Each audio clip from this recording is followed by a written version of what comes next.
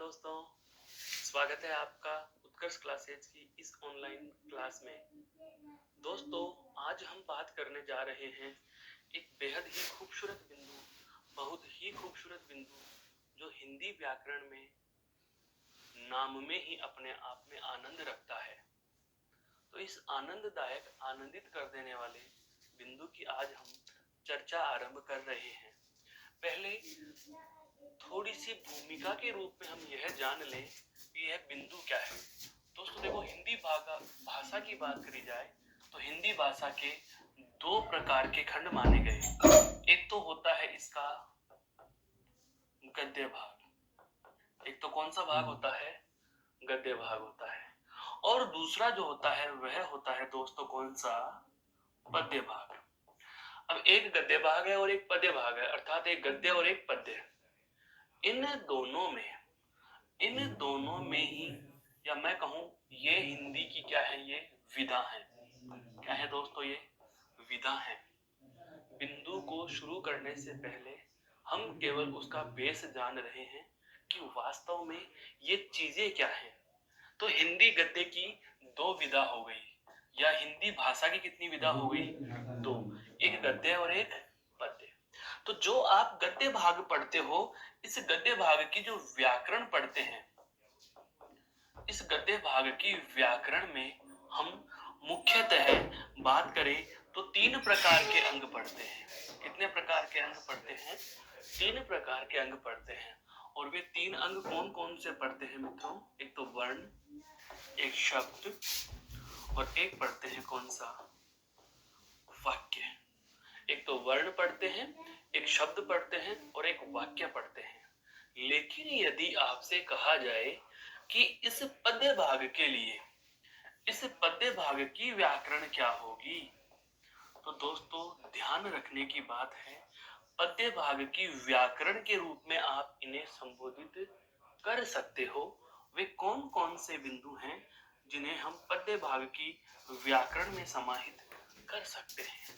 अर्थात गद्य भाग को सही तरीके से परिभाषित करने और सही तरीके से व्यवस्थित करने का काम व्याकरण में वर्ण, शब्द और वाक्य के रूप में होता है।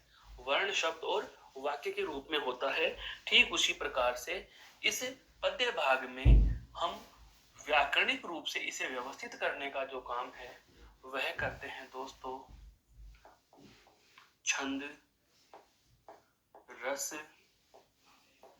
अलंकार, काव्य गुण, काव्य दोष, और एक इसमें हम क्या पढ़ते हैं? शब्द शक्ति। क्या देखते हैं दोस्तों? शब्द शक्ति।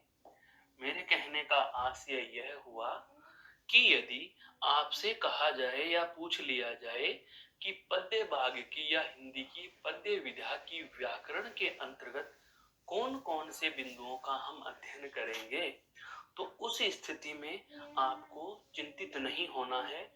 उस स्थिति में आपके समक्ष जो बिंदु उपस्थित होते हैं वे हैं छंद, रस, अलंकार, काव्य गुण, काव्य दोष और शब्द शक्तियां। इनका यदि हम सही तरीके से और सुनियोजित अध्ययन कर लेते हैं साथियों, तो ये सारा का सारा भाग हमें पद्य भाग की व्याकरण की तरफ ले चलता है। तो इन सभी व्याकरणिक प्रकरणों, या हम कहें इन सभी काव्य के बिंदु हैं। पद्य का दूसरा नाम क्या होता है? काव्य खंड। पद्य खंड को आप क्या कह सकते हो? काव्य खंड।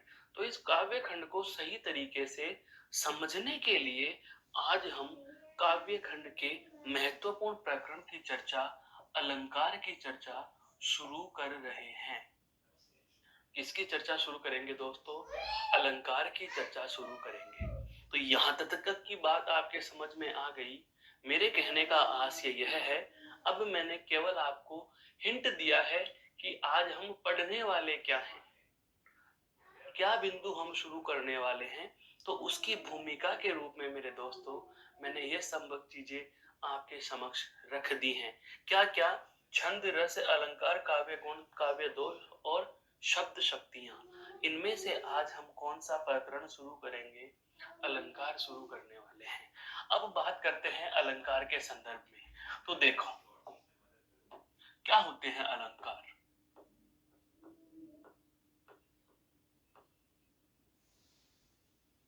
सबसे पहले इस शब्द से संबंधित चर्चा ही कर ली जाती है। अलंकार क्यों आए हिंदी में, इनकी आवश्यकता क्यों पड़ी हिंदी में? तो ध्यान रखना, जैसे कि एक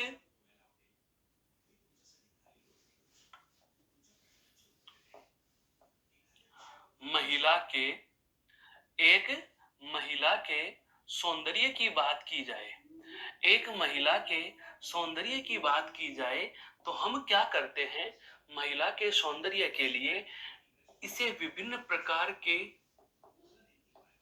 आभूषणों से नवाजते हैं। क्या करते हैं दोस्तों? आभूषणों से नवाजते हैं। सौंदर्य में वृद्धि करने के लिए हम किसका सहारा लेते हैं? गहनों का सहारा लेते हैं। किसका सहारा लेते हैं दोस्तों? गहनों का सहारा लेते हैं। मेरे कहने का मतलब यह हुआ कि जब हमें शरीर को क्या करना है? सुंदर बनाना है। शरीर को सुंदर बनाना ही नहीं बल्कि सुंदर दिखाना है। ध्यान देना, शरीर तो जैसा बना हुआ है वैसा ही बना हुआ है, लेकिन सामने वाले को वह सुंदर दिखे, देखने वाले की नजर में उसमें सौंदर्यता दिखे, तो उसके लिए हम क्या करते हैं? आभूषणों या गहनों का प्रयोग कर लेते हैं और उससे हमारी शारीरिक शोभा बढ़ जाती है।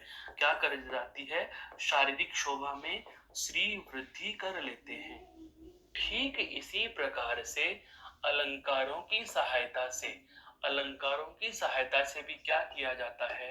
शोभा की जाती है। क्या की जाती है दोस्तों? शोभा की जाती है। अब शोभा किसकी करेंगे? एक बार बहुत अच्छा प्रश्न परीक्षा में पूछ लिया गया, क्या कुरूप स्त्री को गहनों से शोभित किया जा सकता है? दोस्तों सोचनीय प्रश्न है। क्या कुरूप स्त्री को गहनों से शोभित किया जा सकता है? तो इसका जवाब सदैव नहीं होगा। कहने का मतलब यह है कि यदि कुरूप है, शरीर ही कुरूप हो गया, बेढंगा हो गया, तो आप उस पर कितने ही आभूषण क्यों न टांग दो, उसके सौंदर्य में, उसके शोभा में वृद्धि नहीं हो सकती। ठीक उसी प्रकार से अब ध्यान रखना, इसी के सिमिलर हम काव्य में चल रहे हैं। कहाँ चल रहे हैं? काव्य में चल रहे हैं। काव्य का मतलब यह हुआ कि छंदों की जो रचनाएं होती हैं, अर्थात हम बात करें कविताओं की जो रचनाएं होती हैं, आपने देखा होगा जैसे दो पंक्तियां होती हैं, बीच में अल्प विराम भी लगा हुआ होता है, दो पंक्तियों के मध्य अल्प विराम भी लगा देते हैं। और इस प्रकार से कबीर के दोहे हमने पढ़े, रहीम के दोहे हम पढ़ते हैं, बिल्कुल रसखान मीरा के पद हम पढ़ते हैं, तो हम उनमें देखते हैं कि जो पद होते हैं, बहुत सारे ऐसे पद हैं जिन्हें पढ़ते ही हमें आनंद मिलता है। आनंद की चर्चा आनंद के बिंदु में करेंगे, लेकिन उन पदों को क्या बनाया जाए?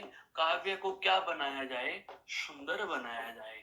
तो काव्य को सुंदर बनाने के लिए जिस बिंदु की आवश्यकता होती है, या काव्य को सुंदर बनाने के लिए जो चीजें हमें आवश्यक महसूस की जाती हैं, उनमें किसका नाम गिना जाता है दोस्तों? अलंकार का नाम गिना जाता है।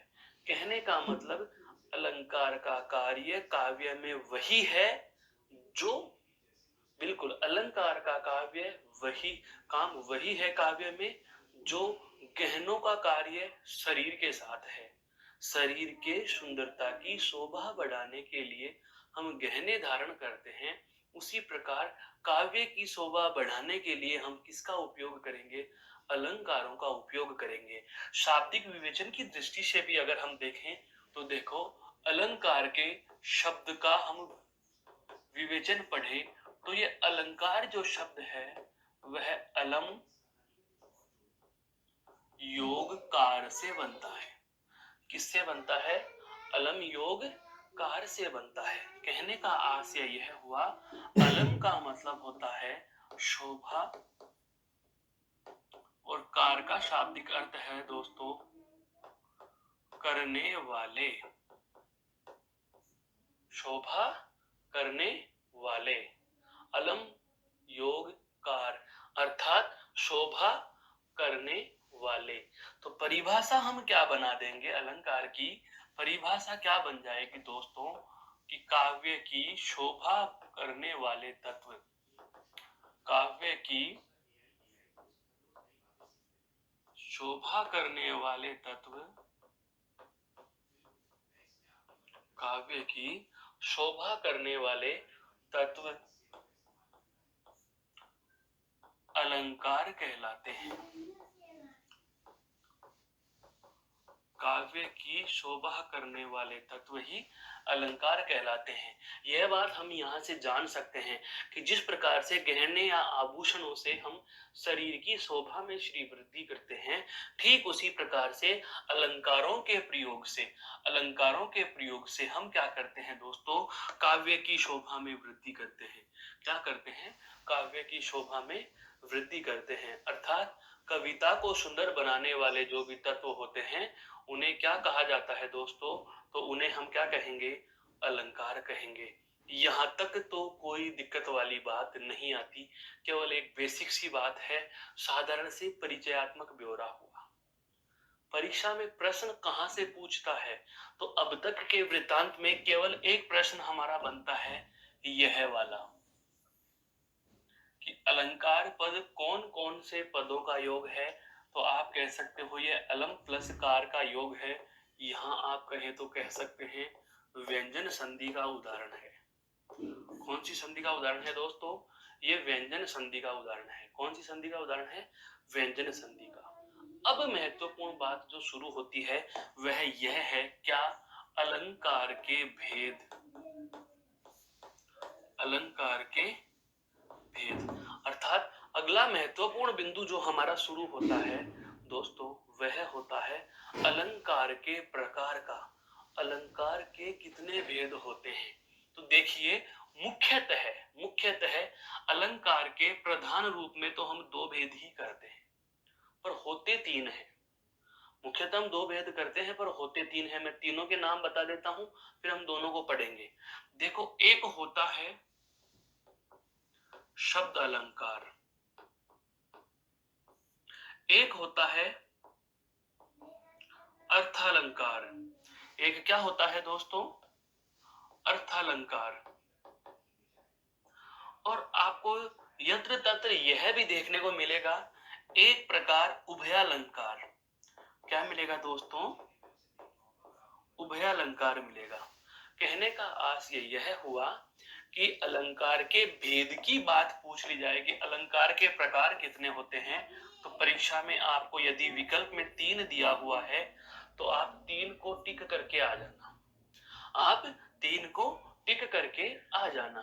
लेकिन इसके साथ पुनः कह देता हूं कि प्रधान रूप से देखा जाए तो अलंकार के केवल 2 ही भेद हैं, और वे कौन से हैं, एक है आपका शब्द अलंकार और एक है कौन सा, अर्थ अलंकार। दोनों चीजें समझ में आई। तो यहां तक की बात एक बार आप गौर से देख लीजिए स्लाइड को, फिर हम बढ़ेंगे दोस्तों आगे।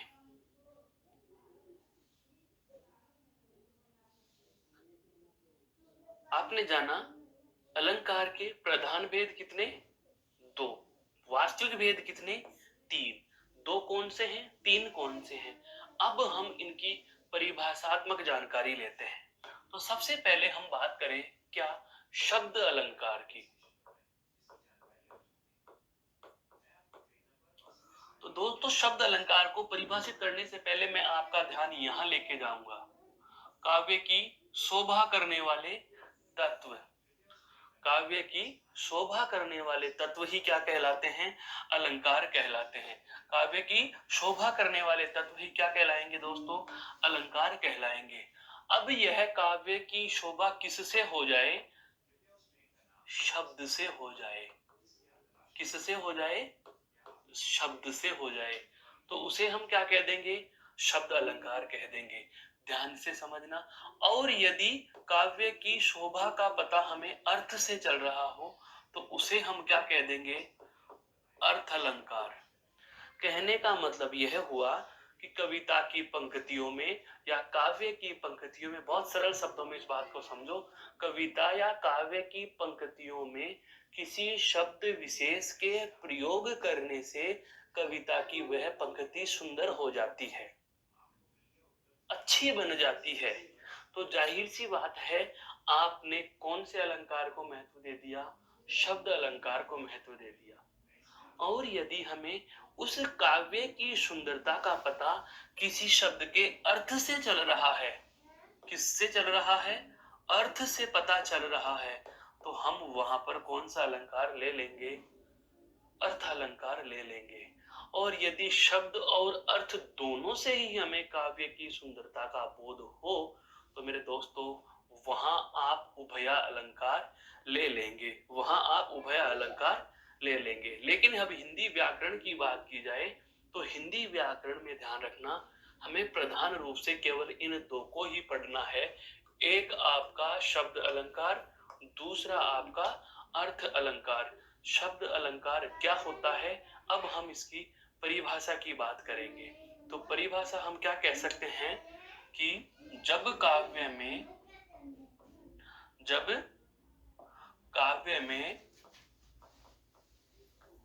चमत्कार किससे उत्पन्न होगा? शब्द से। तो जब काव्य में किसी शब्द विशेष के प्रयोग से, जब काव्य में किसी शब्द विशेष के प्रयोग से चमत्कार उत्पन्न हो, चमत्कार उत्पन्न हो, तो उसे शब्द अलंकार कहते हैं। मतलब समझ में आया दोस्तों मैंने क्या कहा? कहने का आशय यह है कि यदि किसी शब्द विशेष के प्रयोग से काव्य में चमत्कार उत्पन्न होता है तो उसे आप शब्द अलंकार कह सकते हैं। और यदि, अब ध्यान रखना, यही चमत्कार शब्द की जगह, थोड़ी देर के लिए मान लो मैं यह कहूं कि शब्द की जगह यहां हम क्या लिख दें दोस्तों? अर्थ लिख देते हैं। क्या लिख देते हैं? अर्थ लिख देते हैं। तो यही परिभाषा किसकी बन जाएगी? अर्थ अलंकार की बन जाएगी। किसकी बन जाएगी? अर्थ अलंकार की बन जाएगी। मेरे कहने का मतलब समझ में आया? कहने का मतलब यही हुआ दोस्तों कि यदि काव्य में किसी शब्द विशेष के प्रयोग से चमत्कार उत्पन्न होता है तो उसे शब्द अलंकार कहते हैं। सर परीक्षा में प्रश्न किस तरीके से आएगा, यहां से जानना जरूरी है दोस्तों। आपको स्टेटमेंट दिए जाते हैं, कथन दिए जाते हैं, एज इट इज कथन आया हुआ है बहुत बार, क्या कि यदि किसी शब्द विशेष के प्रयोग से काव्य में चमत्कार उत्पन्न होता हो तो उसे कौन सा अलंकार कहा जाएगा? उसे हम क्या कहेंगे? शब्द अलंकार कहेंगे दोस्तों। क्या कहेंगे? शब्द अलंकार कहेंगे। कहने का मतलब यह हुआ कि यदि काव्य में किसी शब्द विशेष के प्रयोग से चमत्कार उत्पन्न होता है तो वहां क्या हो जाएगा? शब्द अलंकार। और यदि हम कहें जब काव्य में अर्थ के कारण, किसी शब्द के अर्थ के कारण, इसको ऐसे भी लिख सकते हो, जब काव्य में किसी शब्द के अर्थ के कारण चमत्कार उत्पन्न हो,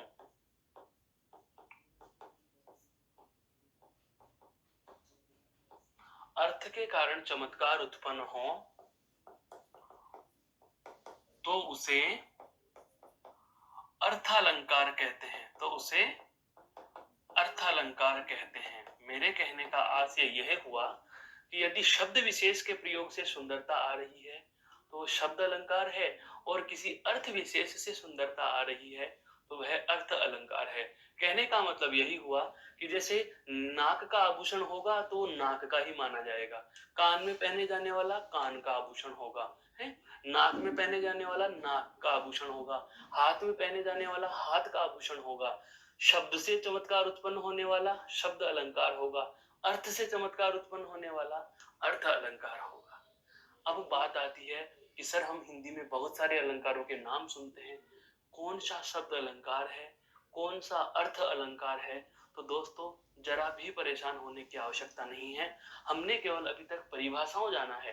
अब हम बांटेंगे कि शब्द अलंकार कौन कौन से हैं और अर्थ अलंकार कौन कौन से हैं। एक बार इस स्लाइड को गौर से देख लीजिए, फिर हम चलते हैं दोनों के विभाजन पर। शब्द अलंकारों के नाम और अर्थ अलंकारों के नामों से मैं आपका परिचय कराता हूं। एक बार इसको देख लीजिए दोस्तों।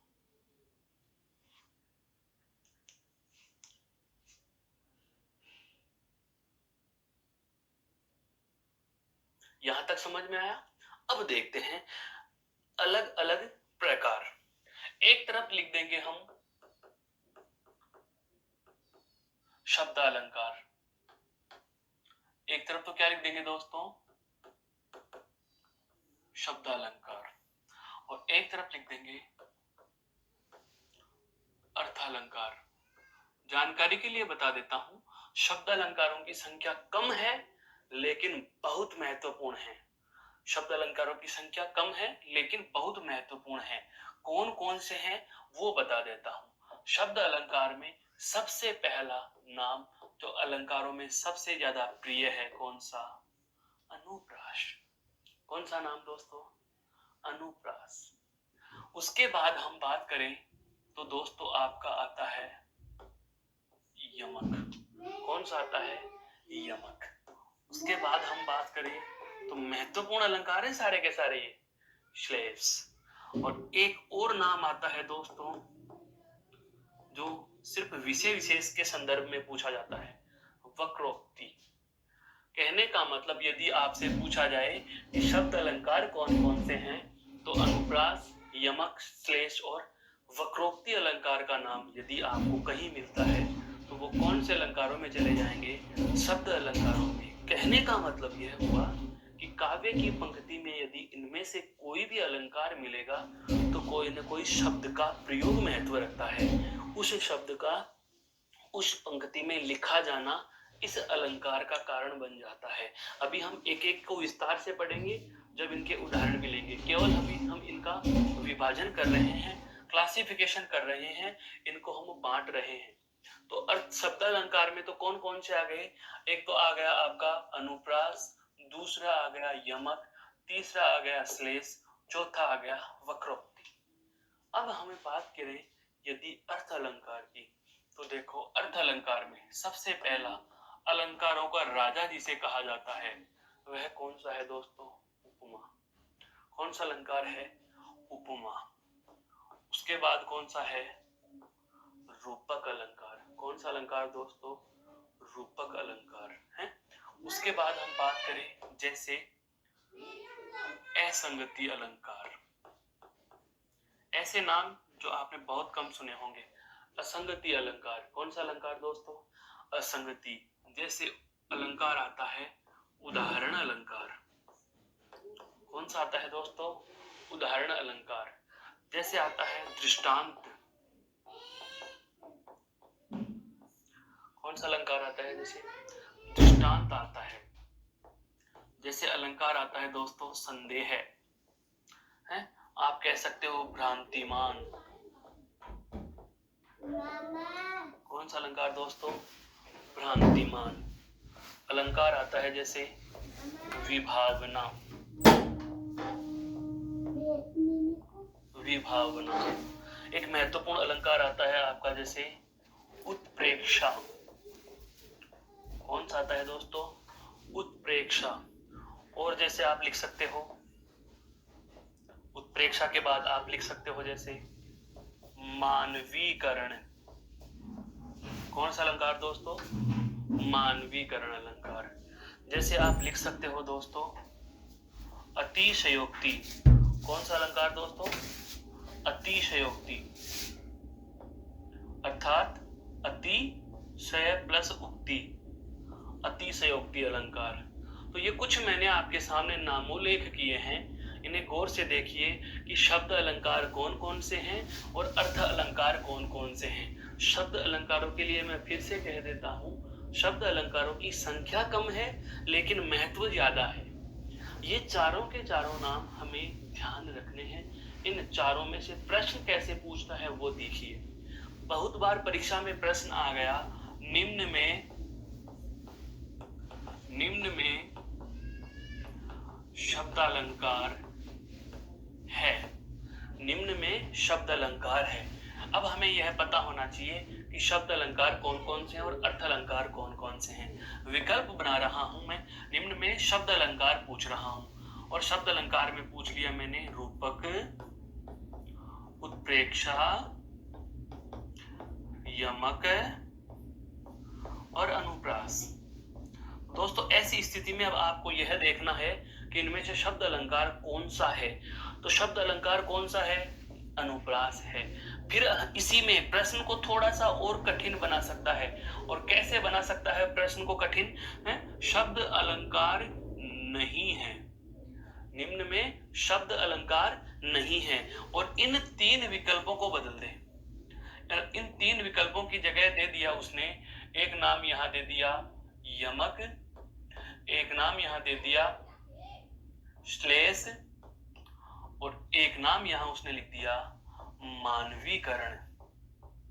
तो दोस्तों अब हमारे प्रश्न का जवाब बदल जाएगा। कैसे? शब्द अलंकार नहीं है। अब जो शब्द अलंकार नहीं है तो जाहिर सी बात है वह क्या है? अर्थालंकार है। क्या है वो? अर्थालंकार है। तो अर्थालंकार की बात करनी है। अर्थालंकार में देखो अनुप्रास भी शब्द है, श्लेष भी शब्द है, यमक भी शब्द है। यहाँ पर हमारा विकल्प क्या हो जाएगा? मानवीकरण हो जाएगा। हो सकता है पर प्रश्न परीक्षा में अलग तरीके से और थोड़ा सा भ्रमित करे और आपको परीक्षा में क्या लिख के मिल जाए, निम्न में अर्थालंकार नहीं है, निम्न में अर्थालंकार नहीं है, और आपके समक्ष जो विकल्प हैं वो यही दे दिए, इनमें से अर्थ अलंकार नहीं है। तो जाहिर सी बात है वही वाली बात क्या कि अर्थ अलंकार नहीं है, अर्थात क्या है? शब्द अलंकार है। क्या है दोस्तों? शब्द अलंकार है। तो शब्द अलंकार कौन सा हो जाएगा? अनुप्रास हो जाएगा। मेरे कहने का आशय यह है कि आपको प्रश्न का तरीका शायद समझ में आ चुका होगा कि कौन सा शब्द अलंकार है, कौन सा अर्थ अलंकार है, और परीक्षा में इन अलंकारों के प्रकार से संबंधित जो प्रश्न यदि पूछेगा तो परीक्षक आपको किस प्रकार का प्रश्न पूछ करके भ्रमित कर सकता है। तो मेरे दोस्तों यहाँ पर भ्रम वाली स्थिति उत्पन्न नहीं होनी चाहिए। यहाँ तक की बात समझ में आ चुकी क्या? अब हम इन सभी के सभी प्रकारों को विस्तार देंगे, सभी के सभी प्रकारों को हम परिभाषा की दृष्टि से और उदाहरणों की दृष्टि से देखेंगे। तो सबसे पहले हम बात करेंगे कौन से अलंकार की? अनुप्रास अलंकार की। चलें आगे? बिल्कुल चलते हैं दोस्तों। ये लो जी, सबसे पहले हम बात करना चाह रहे हैं अनुप्रास। अच्छा एक चीज और देखिए, अब मैं यहाँ आपको पुनः वर्णन नहीं बताऊंगा कि किस किस में कौन कौन सा पढ़ेंगे। अब हमारे पास कुल बात की जाए तो लगभग देखो 15 अलंकार आ रहे हैं। कितने अलंकार आ गए? लगभग 15 अलंकार आ गए, अर्थात हम इन 15 अलंकारों को विस्तार देने वाले हैं। हालांकि विषय विशेष की बात की जाए दोस्तों, यदि हम बात करें विषय विशेष से पीजीटी की परीक्षा दे रहे हो, व्याख्याता परीक्षा आप दे रहे हो, लेक्चरर की परीक्षा आप दे रहे हो, असिस्टेंट प्रोफेसर या प्रोफेसर की परीक्षा दे रहे हो, नेट जेआरएफ की परीक्षा दे रहे हो, सेंट्रल गवर्नमेंट लेवल की कोई भी परीक्षा दे रहे हो, या किसी राज्य विशेष की कोई परीक्षा दे रहे हो, तो उस जगह ध्यान रखना भाषा विशेष के पेपर में ही इन सब बातों से प्रश्न पूछता है। यदि आपका कोई स्थानीय बोर्ड का परीक्षा का पाठ्यक्रम है जिसमें प्रश्न की संख्या केवल 1 दे रखी है, इसमें प्रश्न की संख्या, जैसे एक छोटे से अधीनस्थ बोर्ड की बात करें यूपीपीएसएससी में, यूपीपीएसएससी में क्या है? लेखपाल या लेखा अधिकारी का जो पेपर होता है उसमें केवल 25 प्रश्न हिंदी व्याकरण के आने होते हैं, और उन 25 प्रश्न हिंदी व्याकरण में आपके 25 अंकों के प्रश्नों में लगभग 15 बिंदु हैं सिलेबस के।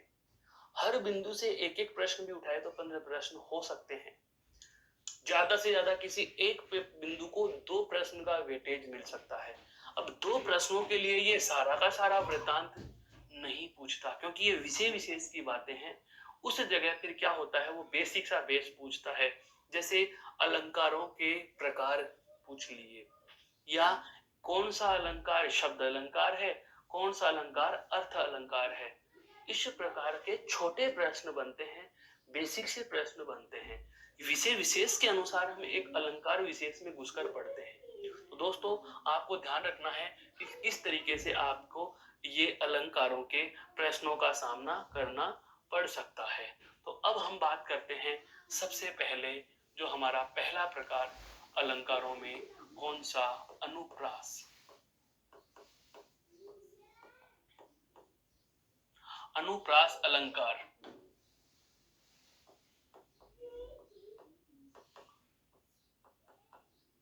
अनुप्रास अलंकार क्या होता है? देखिए, पहली बात, ये कैसा अलंकार है? अभी अभी हमने जाना है अनुप्रास अलंकार शब्द अलंकार है।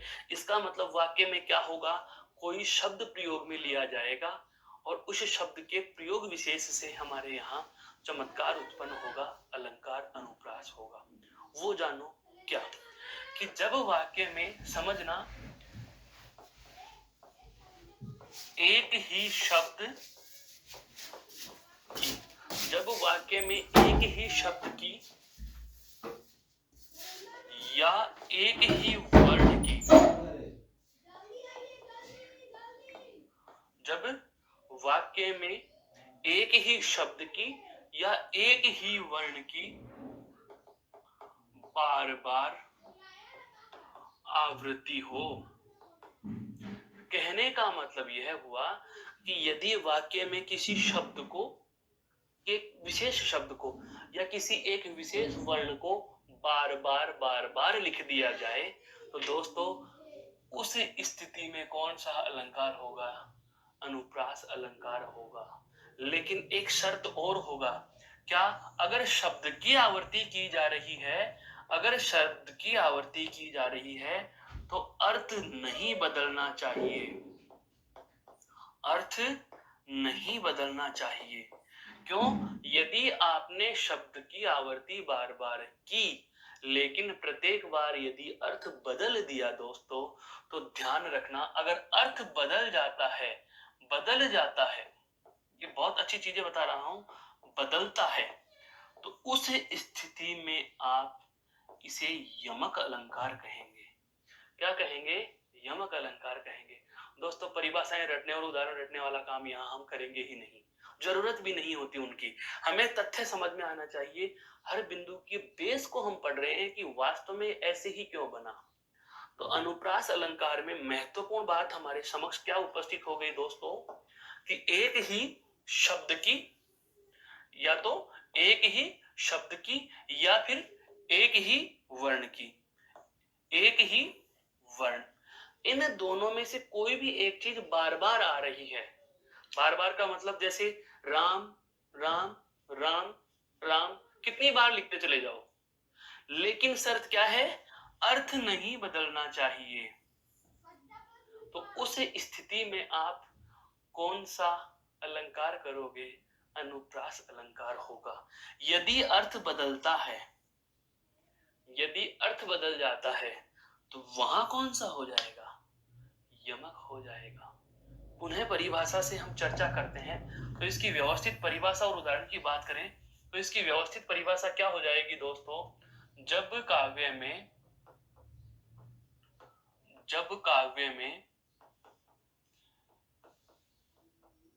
एक ही शब्द या एक ही वर्ण अर्थात समान वर्ण बार बार लिख दिया जाए, बार बार लिख दिया जाए, तो वहां अनुप्रास अलंकार होगा, तो वहां अनुप्रास अलंकार होगा। जैसे मैं बात करूं उदाहरण की, जैसे भगवान भक्तों की भयंकर भूरी भीति भगाइए, जैसे मैंने कहा, भगवान भक्तों की भयंकर भूरी भीति भगाइए। दोस्तों, आप इस लाइन को पढ़ते ही समझ चुके होंगे कि यहाँ शब्द की तो नहीं लेकिन वर्ण की आवृत्ति हो रही है। भय वर्ण, भय वर्ण, भय वर्ण, भय वर्ण, भय वर्ण और भय वर्ण। अर्थात हम यह कह सकते हैं कौन से वर्ण को, भय वर्ण को बार बार लिख दिया गया। भय वर्ण को बार बार लिख दिया गया। कहने का आशय यही हुआ कि जब काव्य में किसी शब्द की या किसी एक वर्ण विशेष की बार बार आवृत्ति हो जाती है दोस्तों, तो उस स्थिति में वहां कौन सा अलंकार होगा? अनुप्रास अलंकार होगा। अनुप्रास अलंकार होगा। बहुत अच्छे से इस बात को समझ लीजिए। अनुप्रास अलंकार कहाँ होगा? जैसे आता है, और उदाहरण समझो। जैसे अलंकार आ जाए, राम नाम रटते रहो, राम नाम रटते रहो, राम नाम में सब सुख है, राम नाम में सब सुख है। ये लो भाई, राम नाम रटते रहो, राम नाम में सब सुख है। अब यहां पर आपसे पूछा जाए कि बताइए वर्ण की आवृत्ति है या शब्द की आवृत्ति है, तो आप कहोगे कि सर राम, राम, नाम और नाम आवृत्ति हो गई। एक से अधिक बार लिख दिया। क्या इस राम का और इस राम का अर्थ अलग अलग है? नहीं है। नाम और नाम का अर्थ अलग अलग है? नहीं है। तो जब किसी वर्ण की है, जब किसी वर्ण की, यहां पर तो क्या हुआ, राम और नाम शब्द को बार बार लिखा गया, को बार बार लिखा गया। तो यदि किसी वर्ण की या किसी शब्द की बार बार आवृत्ति हो या बार बार लिख दिया जाए, तो ऐसी स्थिति में कौन सा अलंकार होगा? अनुप्रास अलंकार होगा दोस्तों। कौन सा अलंकार होगा? अनुप्रास अलंकार होगा। आशा करता हूं ये समझ में आया होगा। इसे एक बार गौर से देख लीजिए, फिर हम अगले प्रकार पर चलेंगे।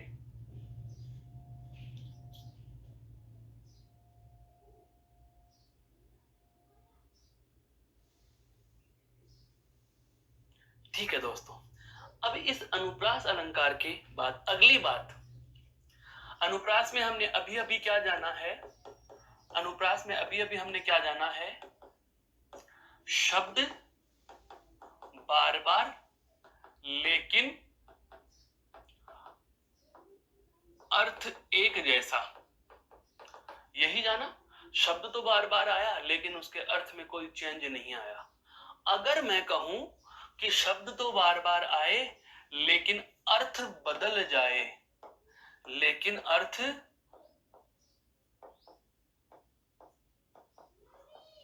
बदल जाए, तो क्या होगा?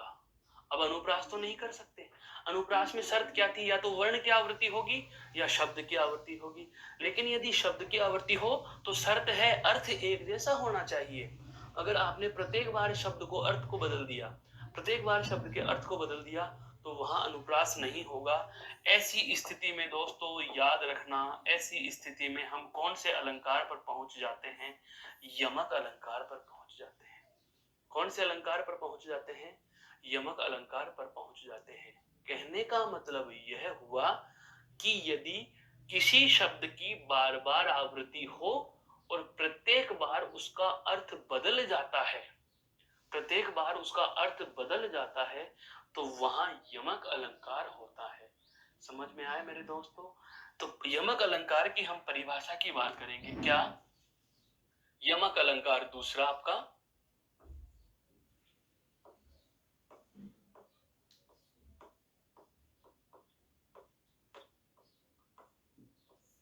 यमक अलंकार।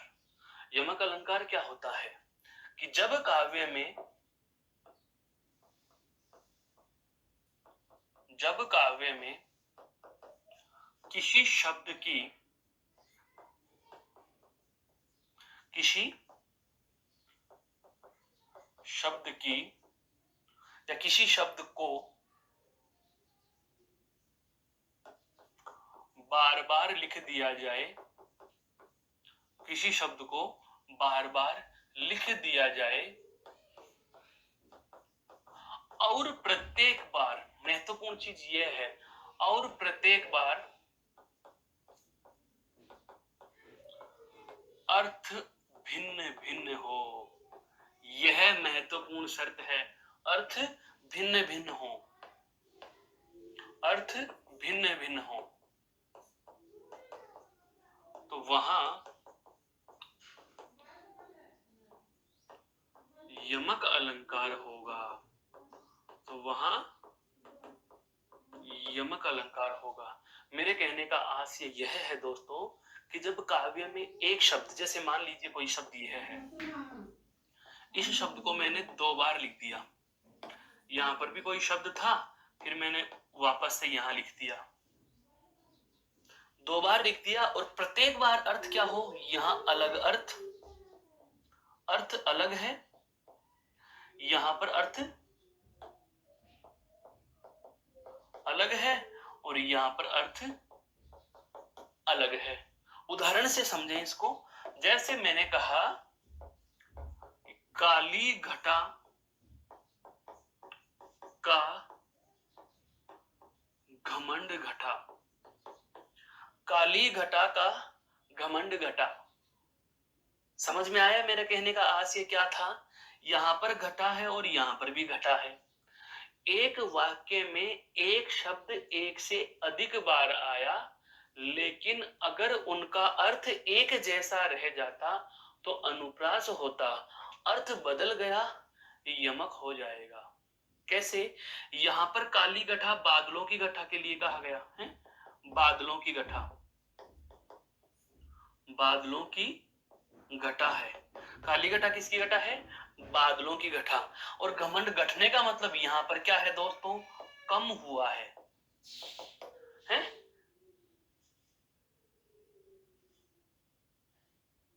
कम हुआ है, कम। घमंड घटा, काली घटा, घटा घटा 2 बार लिख दिया, पहले घटा में अलग और दूसरे घटा में अलग। 3 बेर खाती थी वो 3 बेर खाती है, नगन जड़ाती थी वो नगन जड़ाती है। 3 बेर खाती थी, क्या खाती थी दोस्तों? 3 बेर। 3 बेर खाती थी वो 3 बेर खाती है, नगन जड़ाती थी वो नगन जड़ाती है।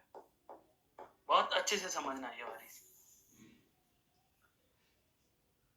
जब बादशाह औरंगजेब की हालत शिवाजी की वजह से खराब हो जाती है, तो जो रंग महल की रानियां थी उनके लिए कहा गया है बहुत ही अच्छा पद, बहुत ही अच्छा है क्या?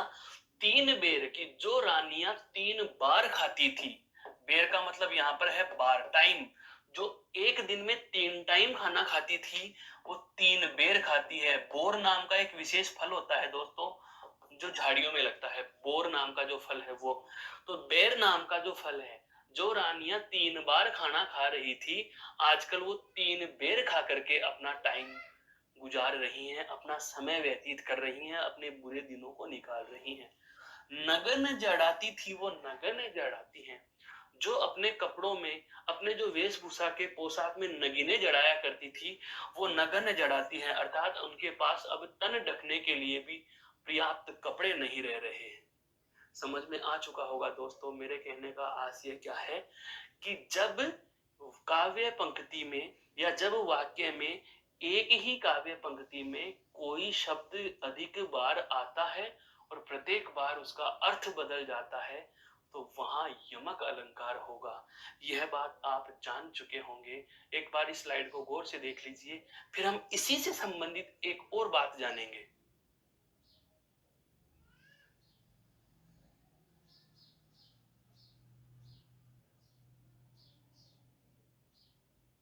दोस्तों, यह अब जो हम बात करने वाले हैं यह विषय विशेष के संदर्भ से है। विषय विशेष के संदर्भ से मैं बताना क्या चाह रहा हूं वह ध्यान दीजिए। विषय विशेष के संदर्भ में यमक अलंकार के 2 भेद माने गए हैं। कितने भेद माने गए हैं दोस्तों? 2 भेद। कितने भेद माने गए हैं? 2 भेद माने गए हैं। एक होता है आपका अभंग यमक, और एक होता है दोस्तों सभंग यमक। है तो यमक अलंकार ही, पर एक नाम क्या गया अभंग, एक नाम क्या गया सभंग। इन दोनों का अंतर समझ लो, फिर इनकी कोई परिभाषा का मतलब नहीं रह जाएगा। अभंग का मतलब क्या होता है, ए और भंग। भंग यानी टुकड़ा, कि जब टुकड़ा नहीं करे, किसी शब्द का टुकड़ा बिना किए ही उसका अलंकार हम निकाल रहे हैं, शब्द के चमत्कार को पहचान रहे हैं, तो वहां कौन सा होगा, अभंग यमक होगा। जैसे यहां देखो घटा और घटा, इन दोनों शब्दों में हमें किसी भी शब्द को तोड़ने की आवश्यकता नहीं पड़ी, और बिना तोड़े ही हम इनके चमत्कार को पहचान पा रहे हैं, इनके चमत्कार को समझ पा रहे हैं। तो दोस्तों यह अभंग यमक होगा। कौन सा होगा, अभंग यमक होगा। अर्थात शब्द के टुकड़े बिना किए ही, शब्द के टुकड़े बिना किए ही अगर उसके चमत्कार को स्पष्ट कर दिया जाए, या उनका चमत्कार हमारे समझ में आ जाता है, चमत्कार प्रदर्शित हो जाता है, तो उस स्थिति में कौन सा होगा, अभंग यमक। दूसरा महत्वपूर्ण प्रकार जो है इसका दोस्तों, वह क्या है, सभंग यमक। कौन सा है, सभंग यमक। सभंग यमक में क्या होता है, हमें शब्द का टुकड़ा करना पड़ता है, हमें शब्द का टुकड़ा करना पड़ता है दोस्तों। सभंग, सभंग का मतलब क्या होता है, स यानी साथ में, भंग यानी टुकड़ा। टुकड़ा करने के साथ में हमें चमत्कार उत्पन्न होगा। अर्थात यमक अलंकार निकालने के लिए हमें किसी न किसी शब्द का टुकड़ा करके देखना पड़ता है। एक लाइन लिख रहा हूं, उदाहरण से इस बात को समझना। क्या है कि यो पर्दे की इज्जत परदेसी के हाथ बिकानी थी, है पर्दे की इज्जत, पर्दे की इज्जत परदेसी के हाथ बिकानी थी, परदेसी के हाथ बिकानी थी। पर्दे की इज्जत परदेसी के हाथ बिकानी थी। यहां पर पर्दे शब्द लिखा हुआ है, और यहां पर क्या लिखा हुआ है, परदेसी। तो इसका चमत्कार निकालने के लिए परदेसी, यहां पर दूसरा देश के, तो यहां हमें शब्द का टुकड़ा करके इसका चमत्कार निकालना पड़ा। यहां बिना टुकड़ा किए हमें चमत्कार समझ में आ रहा है। तो जब किसी शब्द के चमत्कार को समझने के लिए हमें किसी अन्य काव्य पद का या अन्य काव्य में प्रयुक्त पद का टुकड़ा करना पड़े, भंग करना पड़े, तोड़ना पड़े उसे, तो उसे कहा जाता है दोस्तों सभंग यमक। क्या कहा जाता है दोस्तों, सभंग यमक। क्या कहा जाता है, सभंग यमक कहा जाता है।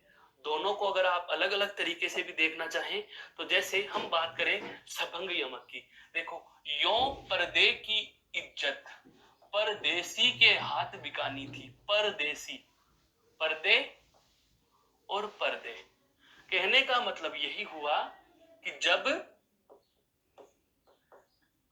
किसी शब्द को भंग करके, जब किसी शब्द को भंग करके चमत्कार समझा जाए या चमत्कार देखा जाए, तो वहां कौन सा होगा दोस्तों, सभंग यमक होगा। कौन सा होगा दोस्तों, सभंग यमक होगा। और यदि बात करें अभंग यमक के उदाहरण की, तो देखो अभंग जो यमक है वो क्या है, अभंग यमक का ए का मतलब नहीं, और भंग का मतलब टुकड़ा। जब हम टुकड़ा नहीं करेंगे, अर्थात किसी शब्द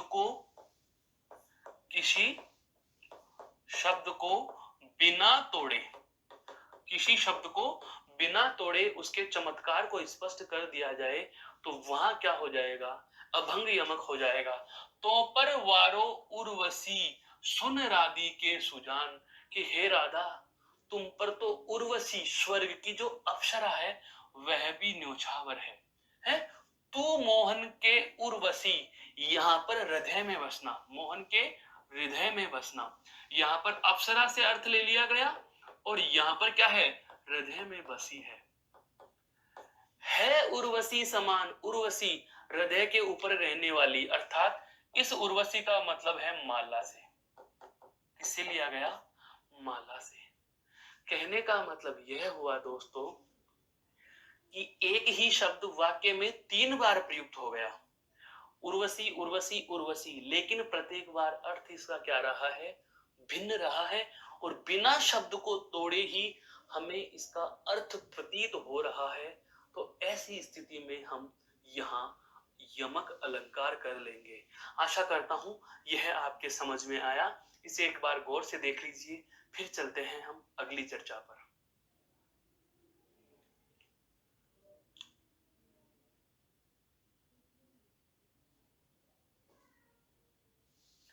ठीक है दोस्तों, तो हमने क्या जाना, देखो एक बार हमने यह जाना सबसे पहले अनुप्रास, क्योंकि शब्द अलंकार है, सारे के सारे शब्द अलंकारों को तुलनात्मक भी देखो।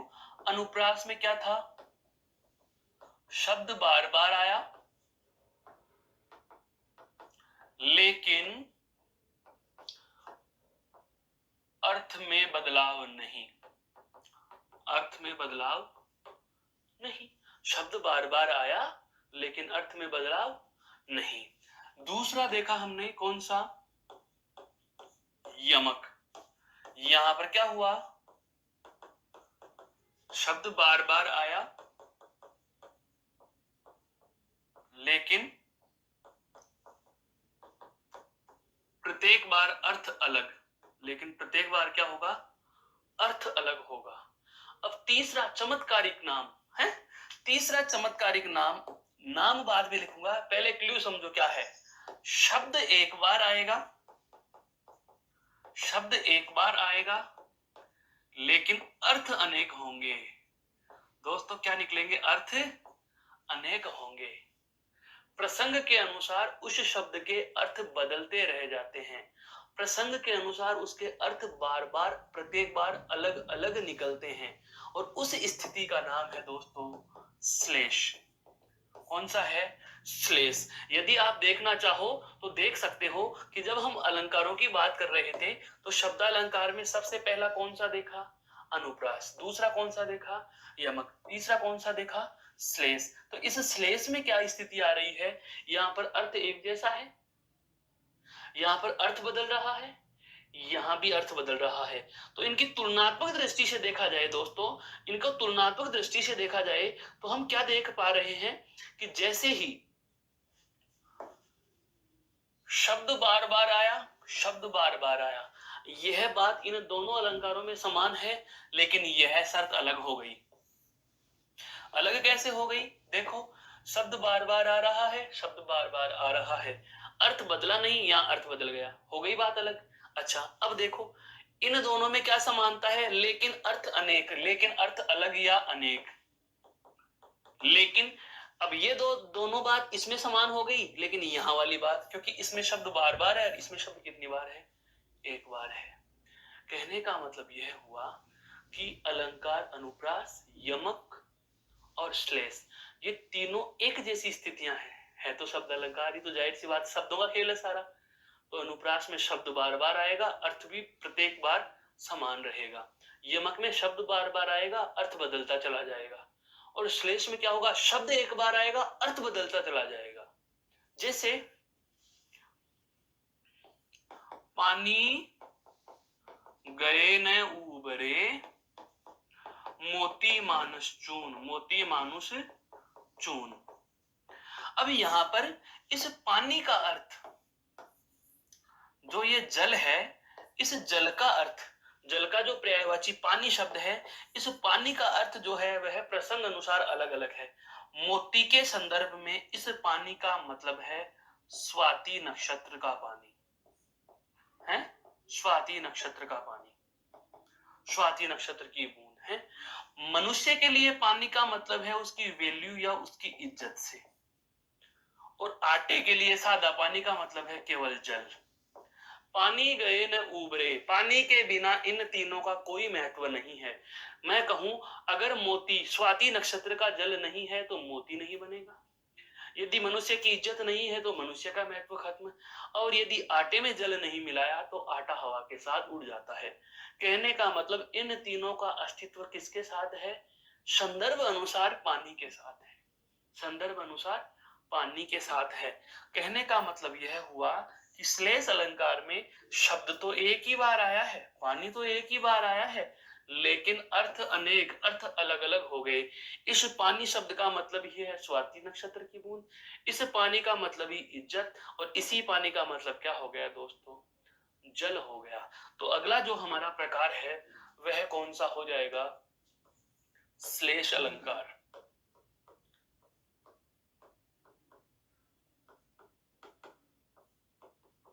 श्लेष अलंकार, और श्लेष अलंकार में क्या होगा, जब काव्य में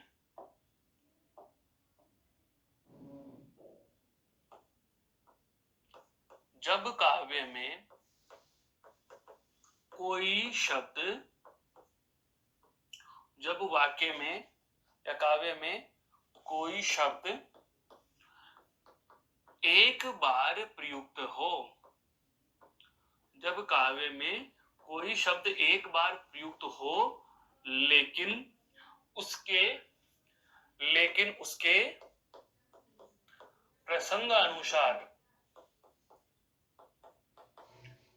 प्रसंगानुसार अर्थ अलग अलग हो, तो वहां श्लेष अलंकार होगा। तो वहां श्लेष अलंकार होगा दोस्तों। क्या हो जाएगा, श्लेष अलंकार होगा। क्या होगा, श्लेष अलंकार होगा। मेरे कहने का आशय यह है कि जब काव्य में कोई शब्द एक बार प्रयुक्त हो रहा हो, जब काव्य में कोई शब्द एक बार प्रयुक्त हो रहा हो, लेकिन उसके प्रसंग अनुसार अर्थ अलग अलग होते चले जाएं, प्रसंग के अनुसार अर्थ अलग अलग बदलते चले जाएं, तो ऐसी स्थिति में वहां हम कौन सा अलंकार कह देंगे, श्लेष अलंकार हो जाएगा, श्लेष अलंकार मान लेंगे। जैसे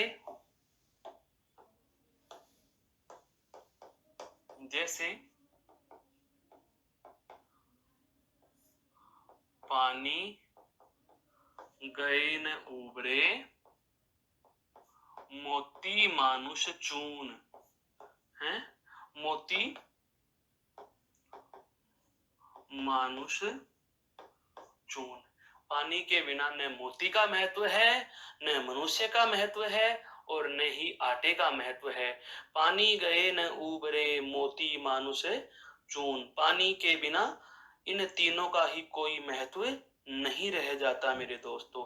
कहने का अर्थ यही हुआ कि जब कभी काव्य में कोई पंक्ति या कोई लाइन में एक शब्द एक बार लिख दिया जाए और प्रत्येक बार उसका अर्थ अलग अलग निकले, प्रसंग अनुसार उसका अर्थ अलग अलग निकले, तो ऐसी स्थिति में वहां क्या होगा, श्लेष होगा। अब आनंद देने वाली बात यहाँ यह नहीं, आनंद देने वाली बात यहाँ पर तो यह है क्या कि इसके भी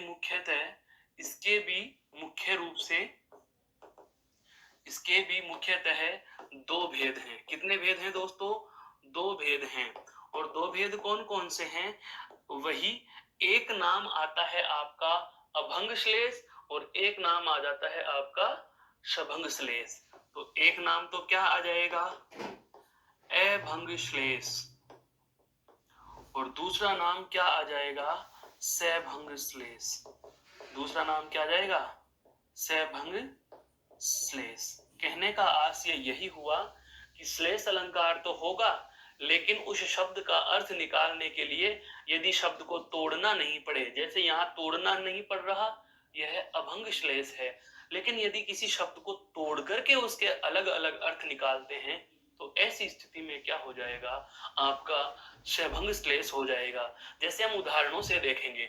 अभंग श्लेष क्या कह रहा है कि बिना किसी शब्द को तोड़े या बिना शब्द तोड़े अर्थ अलग अलग हो, हैं, अर्थ अलग अलग हो, तो कौन सा होगा, तो अभंग श्लेष होगा।